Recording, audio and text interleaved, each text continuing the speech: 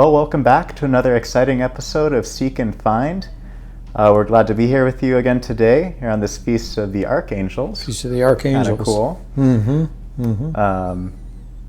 So before we get going, anything you want to update us on, Father? Well, just kind of a little review. Things are going well. It continue to go well. So we, indeed, as I've said many times in different ways, we are blessed to have such a wonderful community of parishioners and supporters and participants and things that we have. And as we all know, we're trying to get back to as normal as we possibly can. I just came a bit earlier today from the Catholic Community Services annual luncheon. It's the first time in 2 years that they've done that, held at the convention center downtown, and there were 400 people there. It was a wonderful thing. People were just out and about and taking the precautions, wearing masks, except when we were eating lunch and that kind of thing. But it's beginning to feel like Christmas. It's beginning to feel more normal in some ways, and we just have to live with this. We just have to live with this and carry on and take the wise choices that we can. But the parish and the school are doing wonderful. Many new kids. If you've been to the children's mass on Wednesday, you see how much more full the church is, and I think thank you to everybody for your support, and let's carry on with wisdom and faith, not fear, but trust that God will honor our wise choices, and trust that He will care for us in many ways. Mm-hmm. Yeah, so may the archangels watch over us, Michael, Gabriel, and Raphael. Mm-hmm. Yeah. Excellent. And I know we've also got October, the Rosary Bowls this Saturday. Rosary Bowls coming up this Saturday. Month of the Rosary, I think it is too, so that's always good for... Right, for October. And our parish mission, the 99, is coming up about the week after that. Mm-hmm. And Sunday, Monday, Tuesday, and we're looking for more of our youth for confirmation. We only have 5 so far that have let us know, but we know there are a good number of other youth, high school age, who have not yet been confirmed. So we ask you, if you have a young person at home, to please let us know here at the parish. And the program is about to start. So come home and let's celebrate that beautiful gift of the Holy Spirit once again. Mm-hmm. Yeah. Definitely not lacking in any faith opportunities here. No, not at all. Not at all. The journey continues. Mm-hmm. Mm-hmm. Yep. Excellent. Well, we've got some great questions today, all pretty different. They are. So I think that's kind of a nice variety for us as well. Sure. So the first question that we had come in was someone asking, can you tell us about the most miraculous saint you know of? Let's make a list. Yeah. Miraculous saints. Yeah. What's your favorite? Can you think of one right off your head, Ethan, that is a miraculous saint? Yeah, well, I think there are so many. For this question, I kind of had to go back to even just asking, what is a miracle? We kind of throw that word around a lot, but what is a miracle? Yeah. Catechism talks about the miracle as a sign or wonder, such as a healing or control of nature, which can only be attributed to divine power. So when we talk about miracles and saints, their connection to God, interceding, which results in some act that is clearly God, not kind of and there's a lot of scrutiny behind that because you want to make sure that it is that cause. That's genuine, Yeah, one that kind of came to mind just because he is so recent was Padre Pio. Of course. From the 20th century. He died, I think, in 68. 68, 69, right in there. Something around that. So not that long ago in our lifetime for a lot of us. Photographs, videos. Yeah, his body isn't corrupt.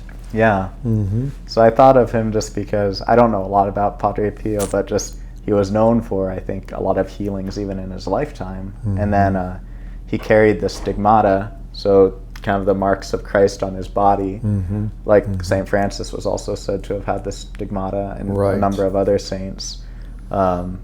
And I guess too that they, like, doctors would check and see that, you know, they wouldn't heal, but they weren't ever infected with. Yeah, it was kind of an interesting thing too. Right. So his participation in. I guess he could also read souls or something. He could read souls. If you go to confession to Padre Pio, you better tighten your seatbelt. Yeah, I guess so. Yeah. Yeah. So, not that we want to hide anything, you know, but just the very strange sort of encounter it must have been, and also his wrestling with the devil. You know, the devil would fight with him, would wrestle, literally physically attack him. And so very, very strange, you know, not the normal by any means, but a powerful intercessor apparently and confessor of souls, you know. Many saints too. I mean, I think of Padre Pio, of course, again, one closer to our time, Saint Andre Bessette. Oh, yeah. The Holy Cross brother who, simplex priest. He was ordained a priest, but was not permitted to hear confessions or anoint, that kind of thing. But he was in Montreal, Canada, had a deep devotion to Saint Joseph. And today in Montreal, up on the hill across from the monastery where he was porter, meaning the doorkeeper, welcomed people as they came to the monastery. There's an enormous shrine to Saint Joseph. It was a great dream of his. He had a deep devotion to Saint Joseph. But apparently there were many, many healings. People came in sickness, physical healings. And he attributed all those healings not to himself, but to Saint Joseph, the power of Joseph's intercession. So now he passed away in the 1930s, I think. Wow. So, you know, all within the 20th century. This Thursday, tomorrow's Thursday. This Friday is October 1st, the Feast of St. Therese of Lisieux. Right. There have been many miracles through Therese's intercession after her death. And we could go on and on about many saints. You know, it's hard to know where to stop. Some saints who are known as able to work many miracles, and others, such as St. Vincent de Paul. Recently, Monday, we celebrate Feast of St. Vincent de Paul.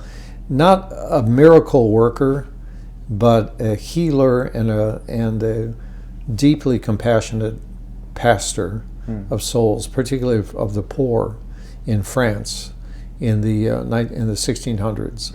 So Vincent de Paul, patron saint of charities, the St. Vincent de Paul Society, you know, so it's named after him. So yes, I think nearly any saint you choose will have some miraculous indication around them, some more than others, apparently. So right, someone might be kind of like a charism, and then a certain charism that God grants to them. And I think that's the true thing too with all this, is that it's God's power acting through these saints, and it's not if we're all called to be saints, doesn't mean that each of us will necessarily be a conduit for like a miraculous healing or something. Right. There's maybe in heaven we can maybe in heaven people which is how that pray happens to us for something, a family member or something. Right. And for some resolution of a problem in their life. But you know, when you go to Lourdes, these Marian shrines, Lourdes, Fatima, places like that, and many healings are claimed, the Church will only examine medical healings. In other words, a person is healed physically.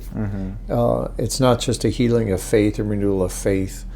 I've had that at Lourdes. Other people felt a strengthening of their faith. That could be a miracle, but the miracle that indicates the intervention of God directly would be a physical healing of some sort. And so many of the miracles that Jesus worked were physical healings. Right, things people saw. Yeah. Right, people saw, they could witness the immediate change. Yeah. So, yeah, you could spend a whole time working about miracles.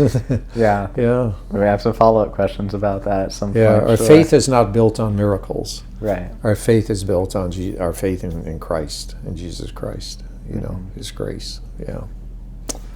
Great. Right. Well, the second question we have, so this actually comes from a young person. There's a 7.5-year-old child. And it's a great question. Yeah, this child asked, why does the church need money? Yeah, why does the church need money? So, yeah, well, speaking as a pastor of a number of years in various parishes, one of the great things that we pastors worry about at times, are concerned about, is how are we going to pay for everything? Will the people be generous? Can we afford to do this? Can we afford to order these books? Can we afford air conditioning? Can we afford this program? And so it would be easy to get very fixed on money and to think of the parish, the church, as kind of this financial institution that is all about raising money. And but as one bishop actually said to me a number of years ago, kind of an aside, he said, "You can't run the church on Hail Marys." You can't run the church on Hail Marys.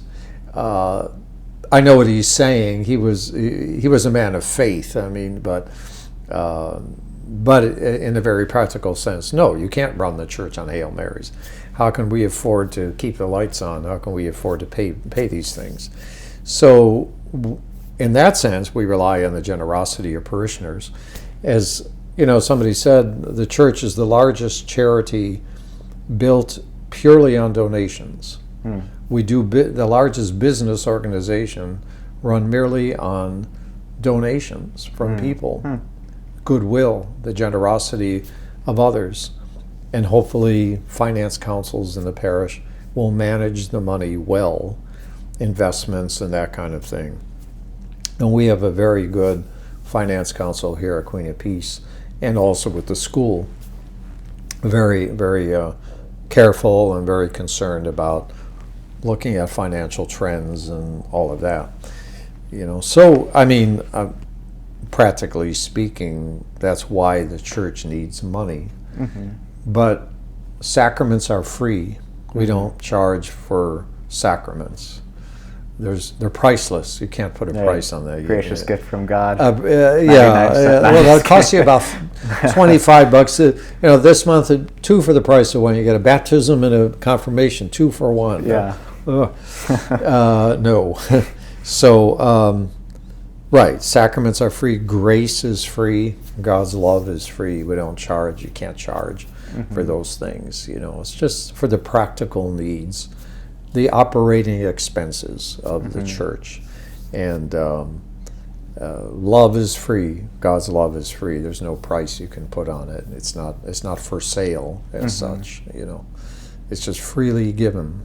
And so we need to give it, to extend it to others, and just trust in God's care for us, Don't worry about, sure, you worry about money, you're concerned about money, but in the end, don't lose any sleep over it. Easy to say, it's sometimes not that easy to do, but here at Queen of Peace, we're really blessed. People have been very generous over the years, and I think they see quality, not to pat ourselves on the back, but I think we're all trying our best to serve the people of God and not serve ourselves, but to be here for others. And so it's not about making money, it's about serving the people of God, in the end, of course. So. Yeah. I was thinking with that as well, there's you've mentioned about offertory before, right? How there's that spiritual significance as well. There is. We live in the world, we work, and those are all actually God's gifts. And then we earn money to make a living to sustain ourselves and everything. Sure. And then we offer that as it's like when we offer something that we're making that sacrifice. We're showing that we're invested in the mission of the church. Yeah. And not just the parish, but speaking of the archdiocese, the Church Universal, and we see this kind of going back really far, in the Old Testament. You talk about the whole thing of tithing, and then the apostles were supported by people who could give, like, because you have to eat. You have to eat. All these other things practical needs. that require money, but like that actual giving and support actually does something positive for our souls, I think. Right, absolutely. That spirit of giving. Right. Yeah, and then like at Mass, the donations are collected, brought to the altar. Right. And they symbolize the work of the people, the sacrifice of the people. Right. And then that sacrifice is offered with the bread and wine as the sacrifice. Right. And Christ himself on the cross and resurrection. So the work of God being the work offered. of God. Yeah. No, it's a beautiful thing, and I think you can look at money in a spiritual sense. We should, as Christians, to give without counting the cost, to give especially when we don't feel like giving, but to give anyway, and in honor of God, and trust that the Lord will care for us. Yeah. In God we trust. In God we trust. It's on our money. It is there. Let's hope it stays there. Yeah. Yeah. In God we trust. Right, above all things. Yeah. Great. Good. Well, this last question, which we'll probably spend the rest of our time on, is about vaccines. I've been looking forward to this one. Yeah. What I like about these questions is that they're often very pertinent to, They are.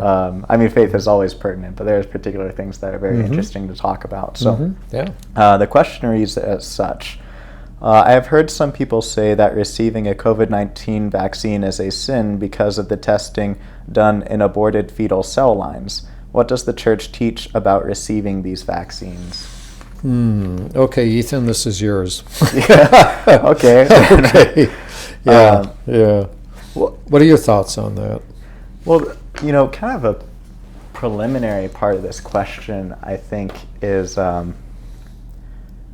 even that last part, what does the Church teach? Because I think there's such, so many different opinions and, things that are put out and, different persons.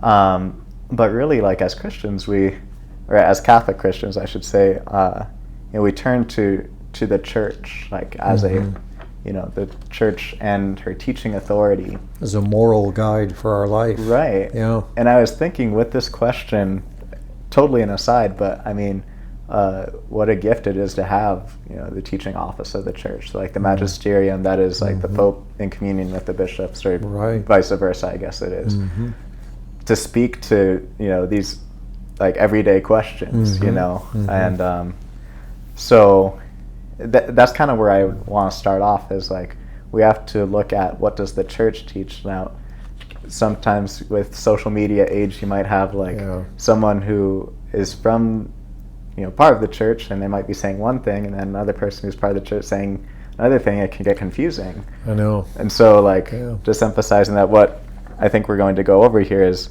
the official guidance from the Church, that is from the bishops and the Pope, and the way that they express their teaching authority. I guess that's one thing I would start with before we get into it. No, that's great. And I think in our moral decision making, a lot of people, not a lot of people, but enough people are concerned about their conscience.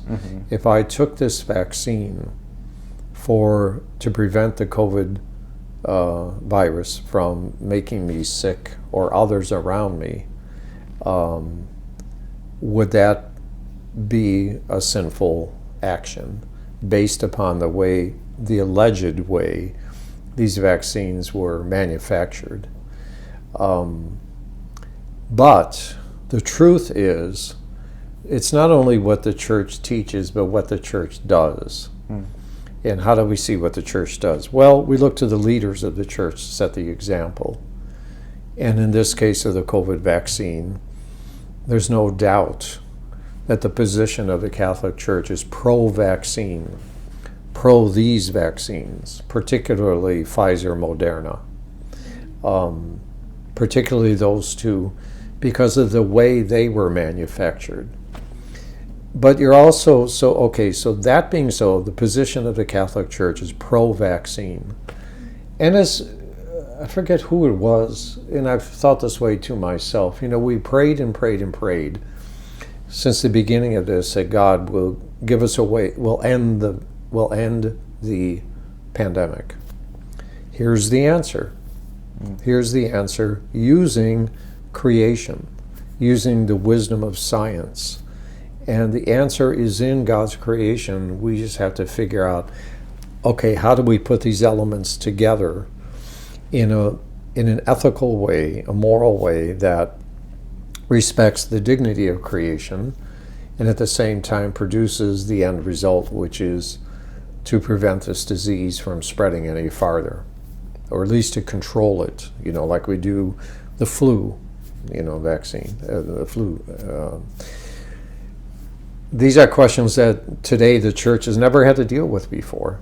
100 years ago, there were no vaccines. Mm-hmm. People, if you mentioned vaccine in 1905, maybe certain scientists might know, in some, I don't know the history of when it, but there was no such thing. So people were subject to the disease without this miraculous protection. And the track record of this particular vaccines is that they are safe and effective. But the big question is, how were they manufactured? Now, surprisingly, this is one of the best things, one of the simplest things I found. Let me read just a little bit of it. This is by a Catholic doctor, James Lawler, an infectious disease expert at the University of Nebraska Medical Center. This is not something written 20 years ago. This is something written right today. And he's talking about these vaccines. And he says, fetal stem cell lines are an industry standard in scientific and medical research and are commonly used in research and development of most medical products available today.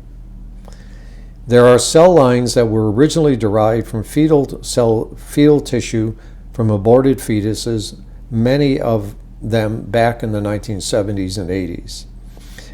This is a practicing Catholic doctor. The fetal cell lines currently used are thousands of generations removed from the original fetal tissue from which the cells were derived. Thousands of generations removed, so that the cell lines today have such a distant connection to the original that we can say it's almost not connected at all. They're cells. They're not, God forbid, babies are not being aborted to make vaccines. Right. That's not at all what this is about. So think of that, thousands of generations removed. Do you know how many years that would be removed? It's so remote connection to almost say there's no connection. He says, I understand why people have concerns, and I do too as pastor. The bottom line is almost all the medical products we use have in some way been touched by research that's been done on fetal cells. That can range from over-the-counter medicines like Tylenol to other prescriptions you pick up at the pharmacy. So nearly all the prescriptions, the common prescriptions like Tylenol, how many have taken Tylenol? I've taken it. We don't even think of that, in testing, have been developed this way, as other vaccines. And he says very clearly, I think there are legitimate arguments to be made about how the drug development and medical scientific community could look for an alternative strategy. Yes, mm-hmm. They should. And there are other ways, apparently. But so it says 2 main human cell strains have been used to develop currently available vaccines. Original cell lines from 1960s. It should be noted that the methods involved establishing a huge bank of cells that, while not capable of infinitely replicating, like immortal cell lines, will serve vaccine production needs for several decades in the future. What other vaccines have been developed this way? Vaccine for hepatitis A, rubella, chickenpox, shingles vaccine, adenovirus vaccine, rabies vaccine, have all been developed this way. These are vaccines people receive without question. And they seem to very cooperate in this. And these vaccines are miracle drugs. And they're developed ethically and morally. So it says both Moderna and Pfizer vaccines have no cell line use in their production. They are safe and effective, approved by the Catholic Church. They have no cell line use in their production. So is it a sin to be vaccinated? No, it is not. Would it be a sin to not be vaccinated? Do we have a moral responsibility, considering what is out there and what we're up against? Do we have a moral responsibility to be vaccinated? I'm not going to say yes or no on that, because that's pretty radical to think it would be sinful to not be vaccinated. But there's two sides to every question. Considering the way these were produced and the outspoken support of our Catholic Church, the leaders in the Church, including Pope Francis, all the way other bishops, everything, and the pandemic that we've been up against, and our responsibility as Catholics and Christians to contribute to the common good of others around us out of love and charity, as an act of love. Do we have a moral responsibility to be vaccinated, considering what we are up against and what we have now? I'm just throwing those out. I'm not saying it is or isn't, but I think it's worth pondering for the people. We're not passing judgment on anybody. We're not asking anybody why they are or why they are not. I'm not going to get into mandates, where no one should be forced to do anything against their will. Jesus never did that. He never forced people to be his disciples. He offered them the choice, and it was up to the person to follow or not follow. But to not follow meant, well, I have to pay a price for not following. What am I losing by not following, knowing what I know? So that's how one comes, I think, to making a wise moral decision and personal prayer. But no fetal cell lines, thousands of generations removed from original, and it's very commonly used in these other vaccines, as well as aspirin, Tylenol, that sort of thing, and other medications we may take. And so, as one priest said, he said, a well-known medical ethicist, he said, if you're against this vaccine, then you might as well be against all vaccines. In a sense, I know what he's saying. Be consistency. To be consistent. I reject this vaccine because it was allegedly manufactured this way. Well, as all these others, I might as well be against all vaccines, and I pay the price if I make that sacrifice. So there are medical reasons why people cannot be vaccinated. That's between them and their doctor, of course, and so no one's questioning that. But to consider this, the big picture of this. I went for my booster shot yesterday, and there are many people making appointments for their booster shot for Pfizer. Fortunately, I'm at the golden age where I can do that, but I'm sure it's going to be available to people younger and general population eventually. As all vaccines, not all vaccines, but some vaccines need boosters. Every so many years you have to get a booster shot. Right. So be it. It's not a big deal. It's a gift, a miraculous gift of God that prolongs our life, and that we then have a greater responsibility with better health to serve the community around us in the name of Christ. So we live in a miraculous age. We really do, and so I think making responsible choices based upon our faith and what God is calling us to contribute to the common good of society in which we live. I think personally we have a moral responsibility to be vaccinated, to do all that we can to take advantage of this, and we can do so with a clear conscience. Mm-hmm. So that's my pulpit. Yeah, That's my, you know. But I'm not asking anybody whether they have or haven't been. We just hope that people will prayerfully consider if they have not been, and why. Really, why are you not, choosing to do this based on this track record?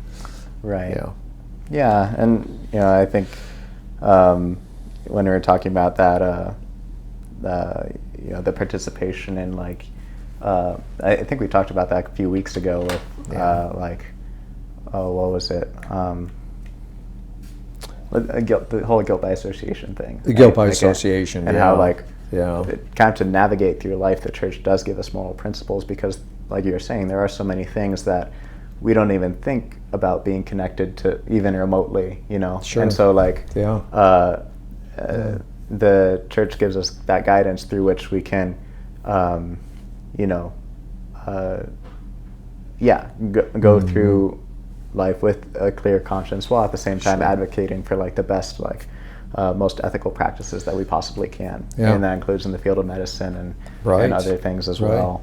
And science, faith in science. The Catholic Church, there's this sort of fallacy out there that the Catholic Church does not support science. That's absolutely not true. Mm-hmm. There's a planetarium. There's I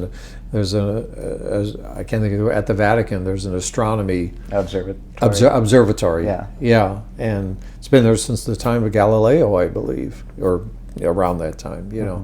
Observing the stars and the planets. We're not anti-science by any means. So I think for some.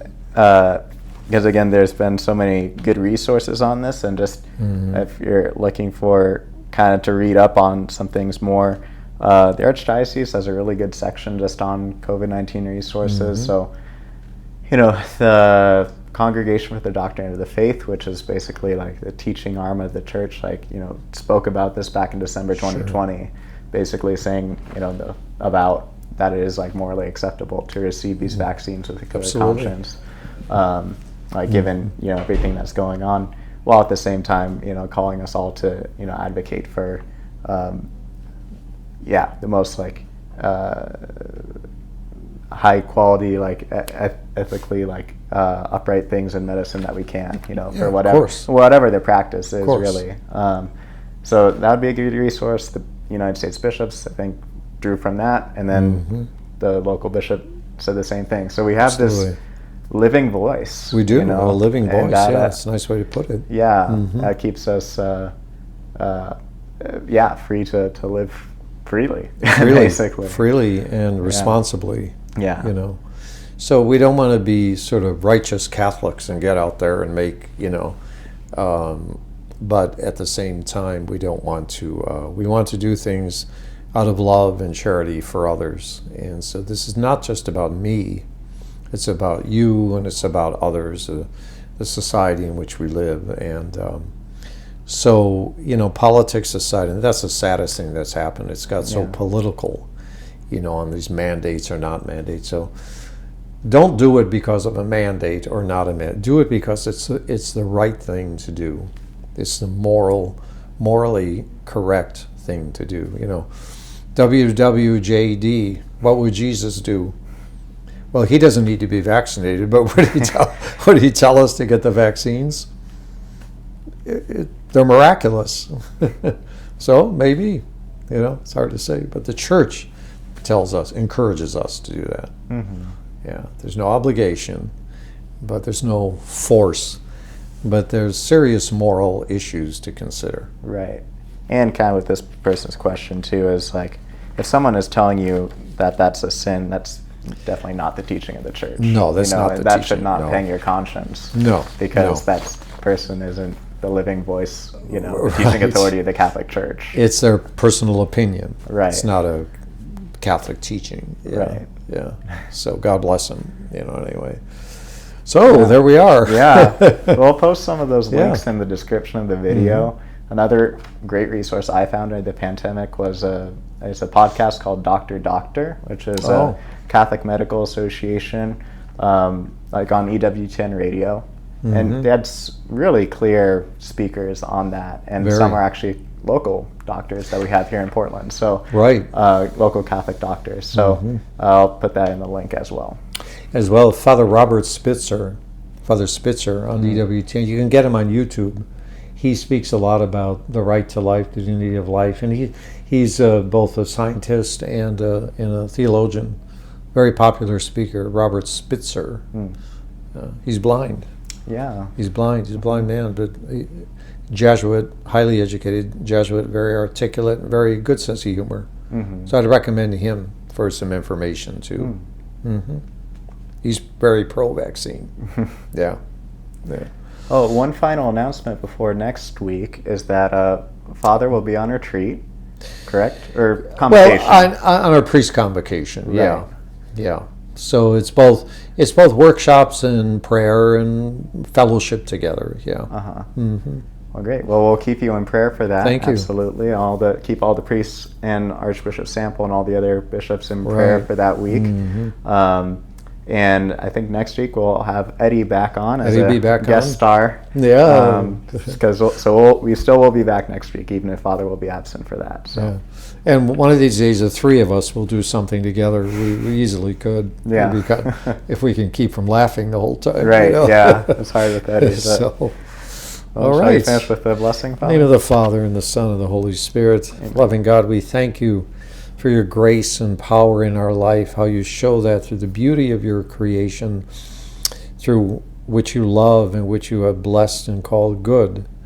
Bless all of us in this upcoming week, particularly those who, for one reason or another, are filled with some fear and apprehension. Strengthen all of our faith to trust in your common care for us and to see our responsibility to contribute as citizens of this world and this planet on which you have given us, to contribute to the common good in your name and after your example. In the name of the Father, and of the Son, and of the Holy Spirit. Amen. Well, until next week, this has been Seek and Find.